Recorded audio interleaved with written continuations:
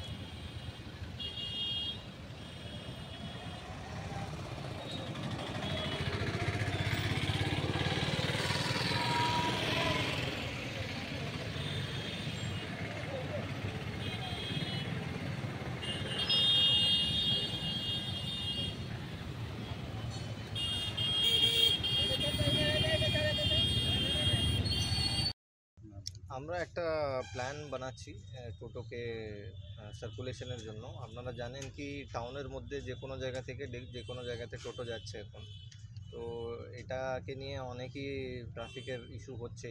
আমরা অনেকই কমপ্লেন পেয়েছি আর মানুষের জন্য অসুবিধা হচ্ছে বলে আমরা দেখেছি। তো এটা না হোক, এটা করার জন্য আমরা একটা ব্যবস্থা করছি। টোটোগুলোর সার্কুলেশন প্ল্যান একটা আমরা তৈরি করেছি। ওইটা প্রাথমিকভাবে আমরা দেখার জন্য আজকে এসেছি। তারপরে আমরা সব স্টেক হোল্ডারদেরকে নিয়ে একটা মিটিং করব। ওটার মধ্যে এএমসি থাকবে আর আপনার লোকাল অ্যাডমিনিস্ট্রেশন, সব দিক থেকে টোটো অটো যারা চালক আছে ওদেরকেও ডাকবো। তারপরে ওদেরকে কনসাল্ট করে আমরা এই রাস্তাটা রুটটা আমরা ফাইনালাইজ করবো। এখন তো আসানসোলের মধ্যে প্রায় কয়েক হাজার টোটো, এদেরকে কি নাম্বার প্লেট দেওয়া হবে না কোনো রকমভাবে? এইটা ট্রান্সপোর্ট ডিপার্টমেন্টের পক্ষ থেকে একটা পলিসি তৈরি হচ্ছে অনেক দিন, মানে আমরা ডিস্ট্রিক্ট থেকে আমরা ইনপুটও দিয়েছি। এটা হয়ে যাওয়ার পর আমরা আশা করি কি ওখান থেকে একটা ফাইনালাইজ হয়ে একটা পলিসি আসবে, সে পলিসির অনুযায়ী আমরা অ্যাকশন নেব।